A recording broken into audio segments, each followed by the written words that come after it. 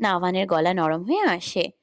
কিন্তু তুমি যদি একটু বুঝতে, আমি আদেশ দিই না সবাইকে, কেবল যাদের উপর আমার অধিকার আছে তাদের উপর হুকুম করি।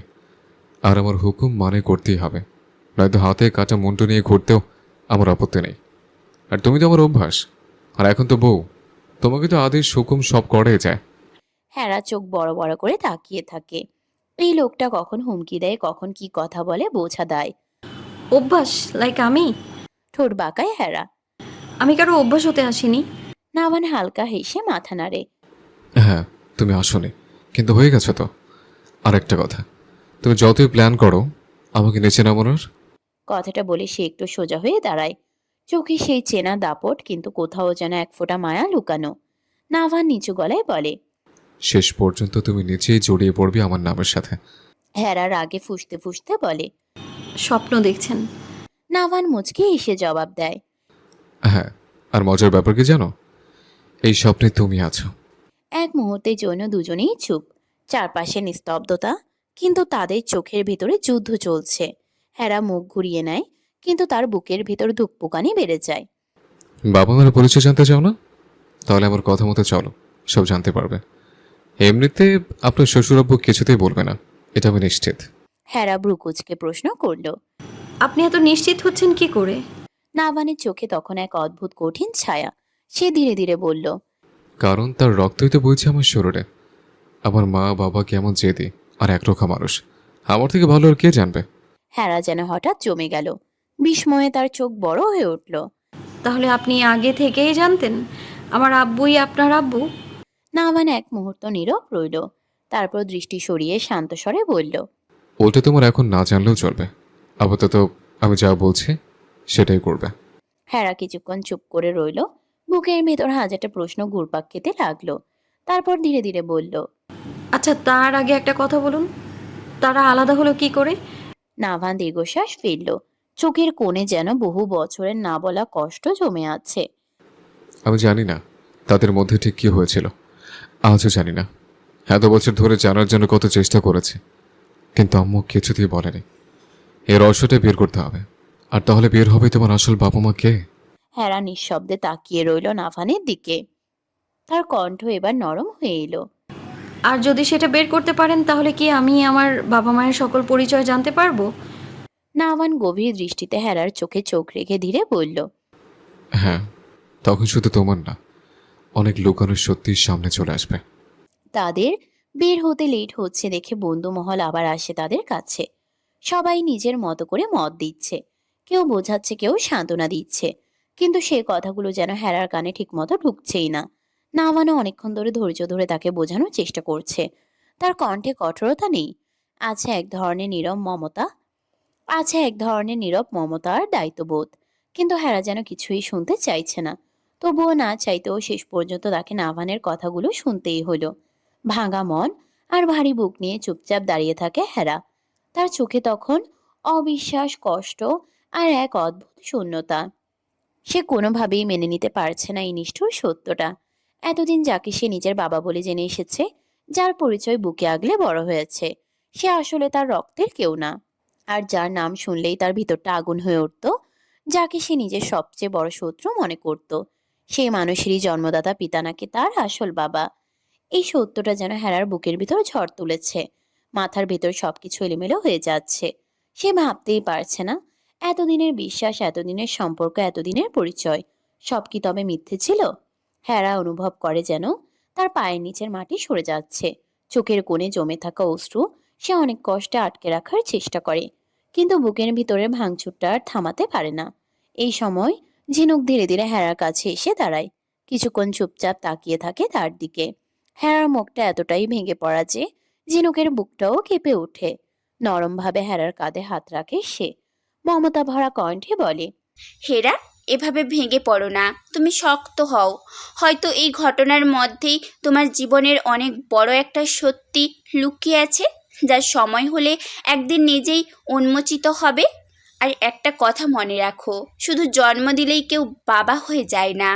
বাবা সেই মানুষ যে সন্তানের হাত ধরে তাকে হাঁটতে শেখায়, তার চোখের জল মুছে দেয়, তার ভয় দূর করে, তাকে ভালোবাসা দিয়ে বড় করে তোলে। রক্তের সম্পর্ক সবসময় সবচেয়ে বড় সম্পর্ক হয় না হেরা। অনেক সময় ভালোবাসা আর যত্নই একটা সম্পর্কের সত্যিকারের শক্ত করে তোলে। তুমি এখন অনেক কষ্ট পাচ্ছ, এটা স্বাভাবিক, কিন্তু ধৈর্য ধরো। সময়ের সাথে সাথে হয়তো তুমি এমন কিছু সত্য জানতে পারবে যা আজ তোমার কাছে অন্ধকার মনে হচ্ছে। একটা সম্পর্ক টিকে থাকে বিশ্বাসে, ভালোবাসায় আর একে অপরকে আগলে রাখার মধ্যে। তাই নিজেকে ভেঙে ফেলো না, তুমি শক্ত থাকো, কারণ তোমার সামনে এখনো অনেক সত্য উন্মোচিত হওয়ার বাকি আছে। ঝিনুকের কথাগুলো শুনে হেরা কিছু বলে না, শুধু চুপচাপ দাঁড়িয়ে থাকে। চোখের কোণে জমে থাকা অশ্রু নীরবে গড়িয়ে পড়ে, আর তার বুকের ভেতরটা ধীরে ধীরে আরো ভারী হয়ে ওঠে। নাভান হেরার হাত ধরে টেনে নিয়ে নিজের কারে উঠায়। নাভানের কর্মকাণ্ডে সবাই হতভম্ব। হেরাকে কোথায় নিয়ে যাচ্ছে? সৃজন তো ভয় পাচ্ছে নাভানের রাগের শিকার না হয় ছোট বোনুটা তার। কিন্তু ঝিনুক আশ্বাস দিল কিছু হবে না। হেরা হাত ছুটাতে না পেরে গাড়ির ভিতর হুমড়ি খেয়ে পড়ে। রাগে লাল আভা ছড়িয়ে পড়ে মুখে তার। কান্নার ফলে এমনি মুখটা লাল টুকটুকে হয়ে আছে। নাভান গাড়িতে ফেলে দিয়ে সেও উঠে পড়ে ড্রাইভিং সিটে। এ অহংকারী লোক এখন কি অসভ্যতার লিস্টে নাম লিখাতে চাচ্ছেন? মেয়েদের সাথে এমন টানটানি কেন করেন? ছি। নাভানের নির্লেশ জবাব। অন্য মেয়েদের সাথে করি না, বউর সাথে করছি। আরও অনেক কিছু করতে পারি, কিন্তু এখন করছি না। কি করেন না? কেন, তুমি কি বাসরের কথা বলেছো নাকি? যে বলবো সেটার কথা? আমিও টানাটানির কথা বলছি। আমায় যেতে দিন, অসভ্য অহংকারী লোক। বলেই টানাটানি করতে শুরু করলো। হেরা আর নাভানের জোড়াজড়িতে গাড়ি হেলে দুলে ওঠে। পাশ থেকে একটা লোক গাড়ির কাছে ধাক্কা দেয়। জানালা খুলতেই পুলিশকে দেখে হেরা চমকে যায়। নাভান মাস্ক পরে ফেলে। পুলিশ গম্ভীর মুখে বলে, গাড়ির পেছনে কে? দেখি তো। নাভান খুলে দেখায় কেউ না। পুলিশ বেচারা ভেবেছিল কটটট খাওয়া প্রেমিক প্রেমিকা হবে। তিনি কত এদের থেকে মাল কামিয়েছিল, বিশেষ করে স্লিপার্স বাসগুলোতে। এখন গাড়ির পিছনে থাকা হেলে দুলে যাওয়ায় মনে করে কিছু গড়বড়। কিছু না পেয়ে হতাশ হন পুলিশ লোকটা।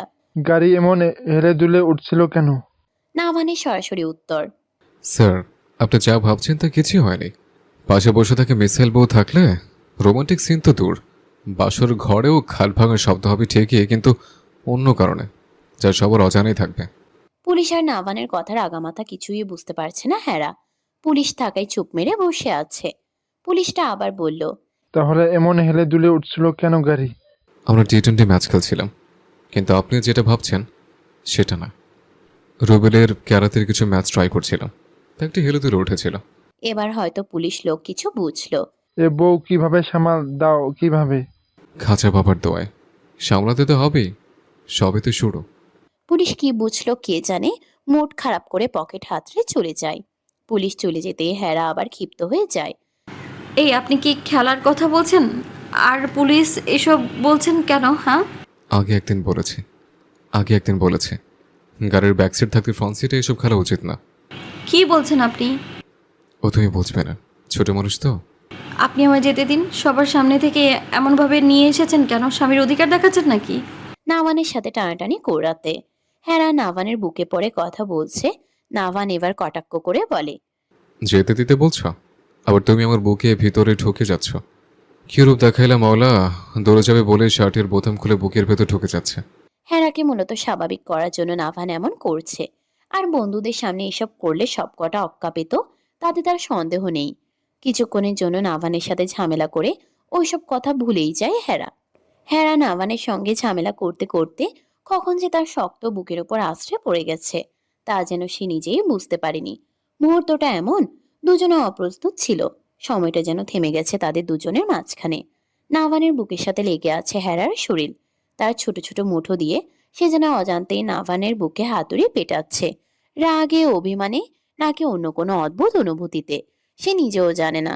নাভান স্থির, একদম স্থির, কিন্তু তার চোখ, সেই চোখে আজ অন্য কোনো কিছু। মাতাল করা এক চাহনি, যেখানে রাগ নেই, অহংকার নেই, আছে শুধু একরাশ নরম মায়া। সে চেয়ে আছে তার মিসাইল বউয়ের দিকে। হ্যাঁ, তার বউ তো। আজ সবার সামনে সে স্বীকার করেছে হেরা তার বউ। হেরার চোখ দুটো ভেজা, কান্নার ফলে তার গাল দুটো লাল হয়ে উঠেছে, টসটসে আপেলের মতো। কিন্তু সেই কান্নাই যেন তার সৌন্দর্যকে আরো উজ্জ্বল করে তুলেছে। অদ্ভুত এক নিষ্পাপতা ফুটে উঠেছে তার মুখে, যা দেখে নাভান এক মুহূর্তের জন্য নিজের সব হিসাব নিকাশ ভুলে গিয়ে মায়াভরা চাহনি দিয়ে দেখছে তার নেশাময়ীকে। নাভানের তো এই মেয়েকে নেশাময়ীর মতো লাগে।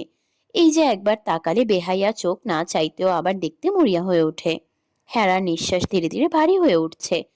হেরা হঠাৎই টের পায় নাভান কতটা কাছে তার, খুব খুব কাছাকাছি। তার শরীরের প্রতিটি রন্ধ্রে যেন ছড়িয়ে পড়ছে সেই পরিচিত পারফিউমের গন্ধ। আগেও দুইবার এমনভাবে কাছে এসেছিল নাভান, কিন্তু আজকের মতো এতটা তীব্র কখনো লাগেনি। হেরা মনে মনে ভাবে, এই পারফিউমে এমন কি আছে, কাছে এলেই কেন মাথা ঘুরে যায়, কেন মনে হয় সব ভুলে যাই? তার বুকের ভিতরটা কাঁপছে।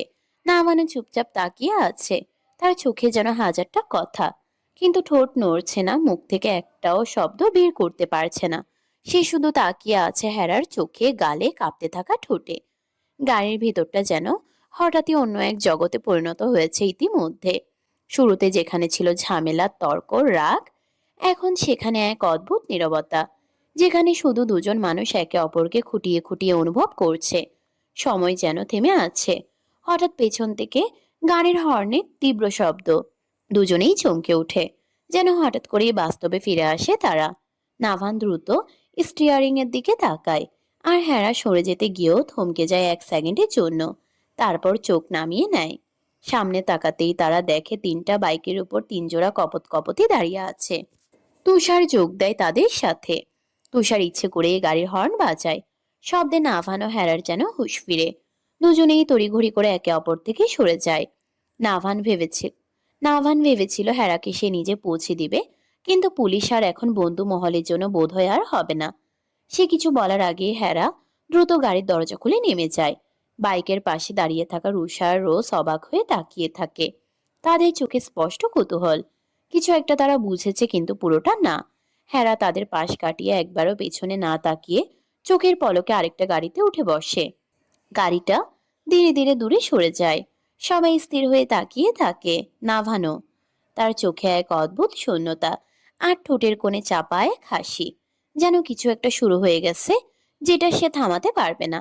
আর রুষা, রোজ তারা শুধু একে অপরের দিকে তাকায়, কারণ তারা দুজনে স্পষ্ট দেখেছে কিছুক্ষণ আগেও এই দুই মানুষের মধ্যে কোনো দূরত্ব ছিল না। তারা ছিল একদম একে অপরের ভেতরে জড়িয়ে। কাজল খান সবার সামনে সবসময় কঠোর, যেন পাথরের মতো শক্ত একজন মানুষ, কিন্তু এই মুহূর্তে কেবিনে একা মন থেকে ভেঙে পড়েছে। প্রিয় মানুষটাকে এত কাছে দেখে নিজেকে আর নিয়ন্ত্রণ করতে পারছে না। এত বছর পেরিয়ে গেছে, তবু ভালোবাসাটা এক বিন্দুও কমেনি, কিন্তু অভিমানও কম নয়। চোখের কোণে জমে থাকা পানিটা তাড়াতাড়ি মুছে ফেলে কাজল। ঠিক তক্ষুনি দরজা ঠেলে কেবিনে ঢোকে শামসুল। শামসুল ঠোঁটের কোণে কুটিল হাসি টেনে বলে, সুন্দরী, শুনলাম তোমার এক স্বামী নাকি এসেছে। কাজল মুহূর্তেই সোজা হয়ে বসে। চোখ দুটো রক্তলাল হয়ে ওঠে শামসুলের কথায়। রাগে কর্কশ গলায় বলল, চুপ, একদম চুপ। কিসের এক্স? না আমি তাকে ডিভোর্স দিয়েছি, না সে আমাকে ডিভোর্স দিয়েছে। এখানে আইনত আমি তার স্ত্রী, কিন্তু তাই বলে সেই মানুষকে আমি মানি তাও কিন্তু না। বাট বাহিরের লোকের মুখে আমি এসব শুনতে চাই না, সো স্টপ। শামসুল ধীরে ধীরে এগিয়ে আসে, কটাক্ষ করে বলল। তাহলে সে বিয়ে করলো কেন? কাজল ঠান্ডা কিন্তু বিষাক্ত কণ্ঠে বলে, সে 10টা বিয়ে করুক, তবু আমি তাকে ডিভোর্স দেব না। আমার জীবনে বিয়ে একবারই হয়েছে, ব্যাস। দ্বিতীয়বারের জন্য আমার জীবন খালি নেই। শামসুল কিছুটা বিরক্ত হয়ে বলে, তুমি ভুল করছো সুন্দরী, আমি তোমার জন্য কি না করছি, তুমি তাও ওই লোকের পিছনে পড়ে আছো কেন? কাজল ঠোঁট পাকায়, চোখে তাচ্ছিলের আগুন। ভদ্র শয়তান কাকে বলে? কেউ যদি দেখতে চায়, আমি তাকে তোর সামনে দাঁড় করিয়ে দেব। তোকে তো জাদুঘরে রাখা উচিত, মানুষ দেখে শিখবে ভদ্রতার মুখোশ পরা শয়তান কাকে বলে। শামসুল মৃদু হেসে বলে, সুন্দরী, তোমার অপমানও আমার কাছে সুনামের চেয়েও মধুর লাগে। কাজল খানের রাগ তখন আকাশ ছুঁয়েছে। একটু আগেই জাওয়াত খানের মুখোমুখি হয়েছে সে, তার উপর আবার এই লোক এসে যেন কাটা ঘায়ে নুনের ছিটা দিচ্ছে। আজ প্রথম ছেলের চোখে পানি দেখেছে, বুকটা যে পুড়ছে তার। দাঁত চেপে তীক্ষ্ণ দৃষ্টিতে তাকিয়ে কাজল খান বলেন, রেডি থাক শামচুল, তোর আজরাইলের কাছে আমি চিঠি পাঠিয়ে দিচ্ছি। মরার আগে পাপ মোচনের একটা সুযোগ দিলাম।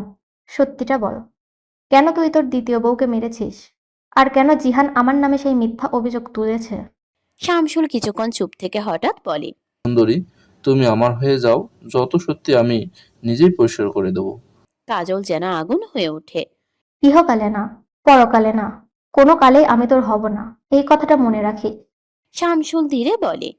তোমার কি একটুও মায়া হয় না সুন্দরী? কাজল তাচ্ছিলের হাসি দেয়। শয়তানের জন্য মায়া? আমার অভিধানে সেই শব্দ নেই। হঠাৎ শামসুলের মুখের হাসি মিলিয়ে যায়, চোখে অদ্ভুত অন্ধকার নেমে আসে। হ্যাঁ, আমি শয়তান, আমি খারাপ, কিন্তু তোকে পাওয়ার জন্য আমি আরো খারাপ হতে রাজি। 2 যুগেরও বেশি সময় ধরে তোকে ভালোবাসিছি। প্রতিদিনে কি পেয়েছি বলো? কিছুই না। আমি একা থাকবো, তোকেও একা রাখবো। তোকে ভালোবেসে আমি আমার সংসার ছেড়েছি, মেয়ে ছেড়েছি, নেশা ছেড়েছি, আর তুই ভালো থাকবি। এটা কিভাবে মেনে নিই বল? শামসুল নিজের হাতের দিকে তাকায়। তোকে পেতে এই হাতে রক্ত রাঙিয়ে আমি দরকার হলে আবার রাঙাবো, কিন্তু তোকে আমি কোনোদিন সংসারী হতে দেব না সুন্দরী। কাজল খান এবার উঠে দাঁড়ায়, তার চোখে আগুন, কণ্ঠে ঘৃণা। তুই যদি সত্যিকারের ভালোবাসতি, তাহলে আমার চোখে তোর জন্য সামান্য সম্মান থাকতো। কিন্তু তোর ভালোবাসায় আছে জিততে চাওয়ার অহংকার, না পাওয়ার আক্ষেপ। আমি তোকে কোনোদিনও ভালোবাসি বলিনি। তাহলে কেন এখনো আমার পেছনে পড়ে আছিস? আর কেন তুই তোর দ্বিতীয় বউকে মেরেছিস, প্রথম বউকে ছেড়েছিস? শামসুল এবার সম্পূর্ণ নিরুত্তর। শামসুল শেষবারের মতো তাকিয়ে বলে, আরেকটা কথা শুনে রাখ, জাওয়াত খান যেন তোর আশেপাশে না আসে, নইলে খুব খারাপ হবে। আমি একা, তুইও একা থাকবি। এই বলে শামসুল ধীরে ধীরে কেবিন থেকে বেরিয়ে যায়। দরজা বন্ধ হয়ে গেলে কাজল খান চেয়ারে বসে পড়ে, মাথাটা পেছনে হেলিয়ে দেয়। নিজের সাথেই ফিসফিস করে বলে, এ কেমন ভালোবাসা, যার জন্য মানুষ নিজের স্ত্রী সন্তানকেও ছাড়তে পারে? কেবিনের ভিতরে নিস্তব্ধতা নেমে আসে। আমি কিভাবে এর থেকে মুক্তি পাবো? কাজল খানের ঠোঁট কাঁপছিল, কথাটা যেন বুকের গভীর থেকে বেরিয়ে এলো। কিসের মুক্তি মা? পিছন থেকে ভেসে এলো কড়া কণ্ঠ। আর এই লোকটা আবার কেন তোমার কেবিনে ঢুকেছে? তুমি কেন তাকে অ্যালাউ করো? কি সম্পর্ক তোমার সঙ্গে ওই লোকটার? কথাগুলো শুনে কাজল খান যেন হঠাৎ বিদ্যুৎ খেয়ে চমকে উঠলেন। ধীরে ধীরে পিছনে ফিরে তাকাতেই দেখলেন নাভান দাঁড়িয়ে আছে, চোখে অদ্ভুত আগুন। এই মুহূর্তে নাভানকে এখানে দেখবেন এটা তার কল্পনারও বাইরে ছিল। নিজেকে সামলানোর জন্যই তিনি এত আয়োজন করেছিলেন, এত দেয়াল তুলে রেখেছিলেন নিজের চারপাশে। কিন্তু নিজের ছেলে যে সেই দেয়াল ভেঙে সামনে এসে দাঁড়াবে, সেটা তিনি ভাবেননি। তার ছেলে তার থেকে এক কাঠি উপরে, এটা তিনি ভালো করেই জানেন। কিন্তু আর কতদিন লুকিয়ে রাখা যায়? একটা সত্যের মুখোমুখি হলেই তো আরেকটা সত্যি বেরিয়ে আসবে। শামসুলকে তিনি চাইলে অনেক আগেই শেষ করে দিতে পারতেন, তবু পারছেন না কোনো এক অদৃশ্য কারণে। নাভানের পিছনে দাঁড়িয়ে আছে ঝিনুক, তুষার, সৃজনার অধীর। তাদের উপস্থিতি টের পেয়ে কাজল খান এক মুহূর্ত চোখ সরিয়ে নিলেন। কি বলবেন তিনি? নিজের ছেলের চোখে আজ যেন চোখ রাখতে পারছেন না। বুকের ভেতর কেমন অস্থিরতা। ওই মানুষটা যেন সব রাস্তা বন্ধ করে দিচ্ছে তার। যদি আজ ছেলে তার চরিত্র নিয়েই প্রশ্ন তোলে, তাহলে তিনি ভেঙে পড়বেন সত্যি। এই শক্ত খোলসের আড়ালে যে নরম মানুষটা লুকিয়ে আছে, সেটা বেরিয়ে আসবে মুহূর্তেই। কিন্তু সেটা তিনি কিছুতেই চান না। ঠিক তখনই নাভানের কণ্ঠ আবার কানে বাজল। কি হলো মা? বলো, ওই লোকটার সঙ্গে তোমার কি সম্পর্ক? কি লুকোতে চাও? লাভ নেই, আমি জানি। আমি জানি। এই কথাটা শুনে কাজল খানের বুকের ভিতর ঢাকের মতো ধকধক শুরু হলো, মস্তিষ্কের ভিতর যেন বজ্রপাত হলো। নাভান আবার বলল, এমনি এমনি কেউ সন্দেহ করে না, সেটা তুমি জানো। এক হাতে যেমন তালি বাজে না, তেমনি একা কাউকে দোষ দিচ্ছি না। বলো, কেমন সম্পর্ক তোমার ওই লোকের সাথে, যার জন্য বাবা বারবার বলছে তুমি তার বিশ্বাস ভেঙেছ? কাজল খান হঠাৎ কঠিন হয়ে গেলেন। চোখের আগে সে কঠোরতা ফিরিয়ে এনে বললেন, নাভান, তোমার কথায় কৈফিয়ত দিতে আমি বাধ্য নই, আর দেবও না। কথাটা বলেই তিনি পাশ কাটিয়ে চলে গেলেন। কাজল খান বেরিয়ে যেতেই নাভান প্রচন্ড রাগে ডেস্কের উপর সজোরে ঘুষি মারল ধাম করে। ঝিনুক দৌড়ে গিয়ে তাকে ধরে ফেলল। সে জানে এখন যদি না আটকানো যায়, তাহলে নাভান পুরো ক্যাবিনটাই ভেঙে ফেলবে, কারণ রাগ উঠলে এটাই তার স্বভাব। দোস্ত, ঠান্ডা হ। ঝিনুক বলল, এভাবে কিচ্ছু হবে না, আমাদের অন্য প্ল্যান করতে হবে। সৃজনও মাথা নেড়ে সাই দিল। নাভান দোস্ত, যে সত্য এত বছর বের করতে পারলি না, তা আজ পারবি, এটা ভাবলি কি করে? তুষার ফোড়ন কেটে বলে, শালাবাবু, গেম খেলতে হবে এখন। তোমার টাইম এখন শুরু হয়ে গেছে গেম খেলার। ঝিনুক কিছুটা অবাক সুরে বলল। গেম? উফ ঝিনুকমালা, তোমাদের গোয়েন্দা বুদ্ধি কাজে লাগাও এবার। অন্যদিকে জাওয়াত খানের গলা ভারী হয়ে উঠল। তিনি ধীরে ধীরে বললেন, দুনিয়া সমাজ কি বলল তাতে আমার কিছু যায় আসে না। আমি তোমার বাবা মানে আমি তোমার বাবা। সমাজ না মানলে সমাজ ছাড়াই থাকবো, কিন্তু সত্যিটা বদলাবো না, আর না বদলাতে চাই আমি। হেরা থমকে দাঁড়িয়ে রইল। তার চোখে পানি জমে উঠেছে। তুমি এতদিন বলনি কেন বাবা? আমার সত্যিটা কেন বলনি তুমি? কান্নারত গলায় বলে হেরা। জাওয়াত খান দীর্ঘশ্বাস ফেললেন। আমি কোনোদিনই বলতাম না যদি আজ এমন পরিস্থিতি না হতো। হেরা মাথা নাড়ল। আমি সত্যিটা জানতে চাই। জাওয়াত খান চোখ শক্ত করে বললেন, কোনো সত্যি নেই, তুমি আমার মেয়ে, এটাই সত্যি। এই নিয়ে আর একটা কথাও হবে না, একটাও কথাও না। তিনি একটু থেমে আবার বললেন, আমি জেনে শুনে তোমাকে বিপদে ফেলতে পারবো না। তখন পাশ থেকে মিনতি করে উঠল রোজ। ছোট বাবা প্লিজ এমন করবেন না, সত্যিটা বলুন, হেরার বাবা মা কে? হ্যাঁ, ছোট বাবা বলো না প্লিজ। চারিদিকে এমনিতেই সব ওলটপালট হয়ে গেছে। নাভান ভাই আপনার ছেলে, হেরা আপনার মেয়ে, এটা আমরা কয়েকজন জানি, কিন্তু সমাজ, দুনিয়ার মানুষ, তারা যখন পরিচয় জানতে চাইবে তখনও কি চুপ থাকবেন ছোট বাবা? রুষা প্রশ্ন ছুড়ে দেয়। রোজ রুষার প্রশ্নে জাওয়াত খান চোখ বন্ধ করলেন। তারপর ধীরে ধীরে হেরাকে বুকে টেনে নিলেন। দরকার হলে আমি এই সম্পর্ক থেকে বের করে আনবো আমার আম্মাজানকে, কিন্তু সমাজের চোখে আমি তাকে আমার মেয়ে ছাড়া অন্য কোনো পরিচয় দেব না। আমি চাই না আমার আম্মাজান কোনো ক্ষতি হোক। হেরা চুপচাপ তার বাবার দিকে তাকিয়ে আছে। জাওয়াত খান তার কথাই অটুট। পরদিন ভার্সিটিতে। কি শুনছি এরা বল? হন্তদন্ত হয়ে ভার্সিটিতে ঢুকে এসব কথা শুনে পাগল প্রায় নিলয়। সিয়াম আটকাতে ব্যর্থ। এতদিনের পরিপাটি গোছানো ছেলেটা মুহূর্তেই ভয়ঙ্কর হয়ে উঠেছে যেন। বোঝাই যাচ্ছে দৌড়ে এসেছে। হেরার সামনে ঘেমে নিয়ে একাকার হাঁপাতে হাঁপাতে আবার বলল নিলয়। তার কণ্ঠে ভয়। ওই শেয়াতাজ খান নাবানের সঙ্গে নাকি তোমার বিয়ে হয়েছে? নিলয়ের কণ্ঠটা কাঁপছিল। চোখ দুটো রক্তলাল, নিঃশ্বাস ভারী। সে যেন নিজেকে আর সামলাতে পারছে না। বলো, সবাই যা বলছে সব মিথ্যা? বলো এরা, বলো। হঠাৎই সে হেরার দুই কাঁধ ধরে ঝাঁকাতে লাগলো। কি হলো, চুপ করে আছো কেন? বলো সব মিথ্যা। চারপাশে দাঁড়িয়ে থাকা রোজ, রুষা, অধীর সবাই নিঃশব্দ। বাতাসটা পর্যন্ত ভারী হয়ে গেছে। রোজ ও রুষা জানে চুইংগাম হিরো হেরাকে কতটা ভালোবাসে। হেরাও জানে, কিন্তু হেরা তো কতবার বলেছে সে এসব সম্পর্কে যেতে চায় না, ভালো বন্ধু হয়ে থাকতে চায়। ছেলেটার প্রতি তার টান আছে, সেটা বন্ধুত্বের টান, প্রেমিক হিসেবে নয়। তাও যেন হেরা আজ নিজেকে অপরাধী মনে করছে। নিলয়ের চোখের সাথে চোখ মিলাতে পারছে না। হেরা ধীরে ধীরে মাথা তুলল। তার চোখে অদ্ভুত এক শূন্যতা, যেন ভিতরে কোথাও ঝড় বয়ে যাচ্ছে। কয়েক সেকেন্ড কেউ কথা বলল না। তারপর হেরা খুব ধীরে বলল, না, সব সত্যি নিলয়, কিন্তু আমি এই বিয়ে। ঠিক তখনই পিছন থেকে ভেসে এলো একটা ঠান্ডা গভীর কণ্ঠ। হাতটা ছাড় নিলয়। কণ্ঠটা এতটাই স্থির, এতটাই ঠান্ডা, যেন বরফের ধারালো টুকরো। সবাই ঘুরে তাকালো। সামনে দাঁড়িয়ে আছে শেহতাজ খান নাভান। কালো শার্টের নিচে সাদা গেঞ্জি আর কালো প্যান্ট, বরাবরের মতো চকলেট হিরোর লুক। চোখে সেই ছেনা তীক্ষ্ণ দৃষ্টি, মুখে কোনো রাগ নেই, কিন্তু সেই নীরবতাই যেন সবচেয়ে ভয়ঙ্কর। হেরা তাকায়, এক পলক। কি অ্যাটিটিউড এই ছেলেটার মধ্যে! কথা বলা, চাল চলন সবকিছুতেই দাম্ভিক একটা ভাব। মুহূর্তে হেরা চোখ সরিয়ে ফেলে। গত কয়েকদিন নাফান হেরাকে ফোনের উপর ফোন দিয়েছে, কিন্তু হেরা ফোন তোলেনি। সে নিজেকে একটু সময় দিয়েছিল। নাভানকে দেখে নিলয়ের চোখ মুহূর্তেই জ্বলে উঠল। সে ঝটকা দিয়ে হেরার হাত ছেড়ে নাভানের দিকে এগিয়ে গিয়ে শার্টের কলার চেপে ধরল। তোকে আমি কিছু বলেছি? তার গলা কাঁপছে রাগে। তুই আমাদের মধ্যে নাক গলাচ্ছিস কেন? নাভান একটুও নড়ল না, শুধু ধীরে ধীরে বলল, কারণ ও আমার অধিকার। কথাটা এমন ভাবে বলল সে, যেন এটা কোনো দাবি নয়, বরং এতদিনের অস্বীকার করা অসম্ভব কোনো সত্য। হেরার বুক হঠাৎ ধক করে উঠল। ও আমার অধিকার। এই কথাটার ভিতরে যেন অদ্ভুত কিছু ছিল, একটা অদৃশ্য শক্তি। মুহূর্তের জন্য হেরা স্থির হয়ে গেল, একটা মূর্তির মতো। কিন্তু না, সে নিজেকে শক্ত করল। সে কখনোই নাভানকে মানবে না। নাভান দাঁতে দাঁত চেপে বলল, কলার থেকে হাত ছাড় নিলয়। নিলয় শান্ত স্বরে বলল, না ছাড়বো না। নিলয়ের চোখে ঘৃণা। তুই চিটার, তুই প্রতারক। নাভান ঠান্ডা চোখে তাকিয়ে বলল। তাই নাকি? কি চিটারি করলাম বলতো?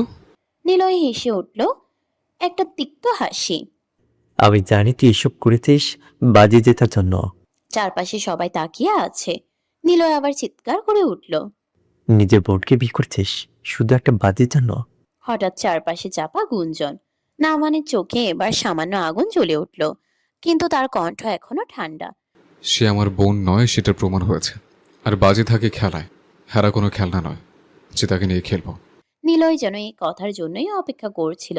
সে মোবাইল বের করলো। সেদিনে বাজি মরে আছে। নাভানের চোখ শুরু হয়ে এলো। নিলয় প্লে বাটন চাপলো। মোবাইল থেকে ভেসে এলো রেকর্ড করা কণ্ঠ। আমি জিতলে আমার যা ইচ্ছে তাই করব, তুই কিছু বলতে বা করতে পারবি না।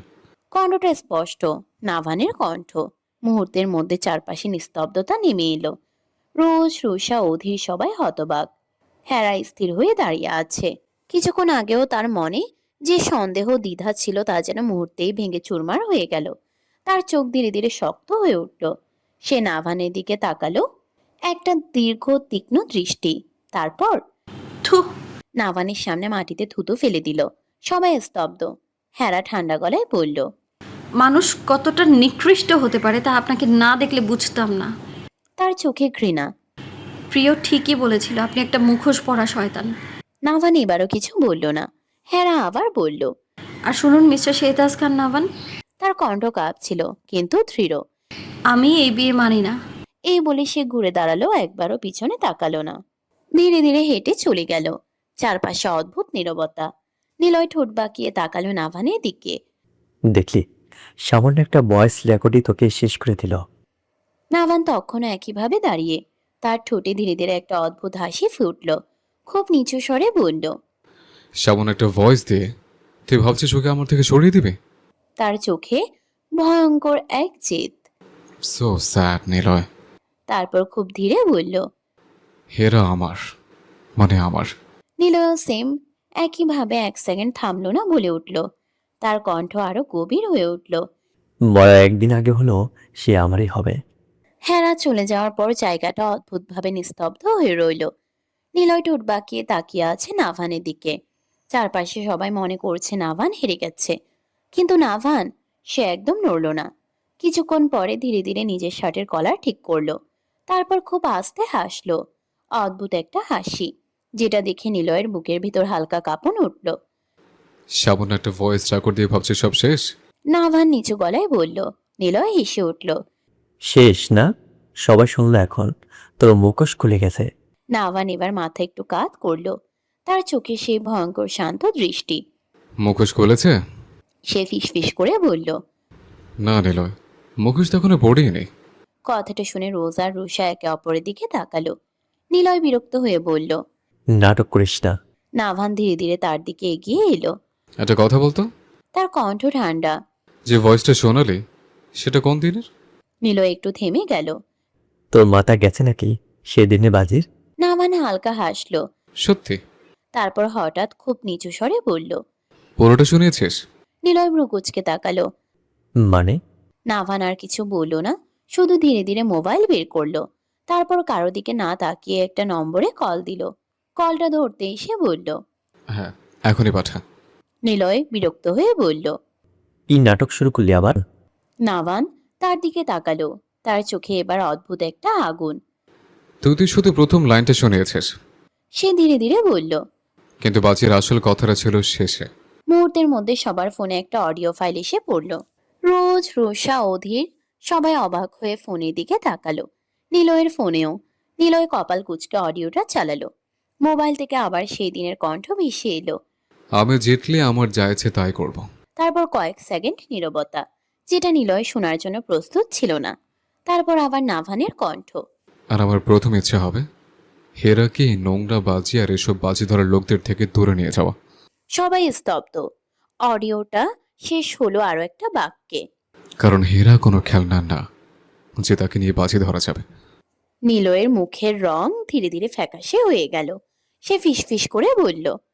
এটা এটা তুই বানিয়েছিস, আমি এগুলো বলিনি। নাভান এবার তার চোখের দিকে তাকালো, একদম স্থির ভাবে।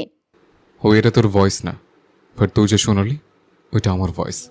বাবা, তার কণ্ঠ ভয়ঙ্কর শান্ত। তুই শুধু অর্ধেকটা শুনেছিস, এখন আমি পুরোটা শোনালাম। আর বাজে আমি ধরি না তুই ধরিস, তাই রেকর্ডের ভিতর স্পষ্ট। তারপর খুব নিচু স্বরে বলল, কারণ তুই জানতিস পুরোটা শুনলেই গল্পটা অন্যরকম হয়ে যাবে। হেরা আমায় ভুল বুঝবে। ভুল বুঝলেই বা কি, সে আমার স্ত্রী, এটা মনে রাখিস।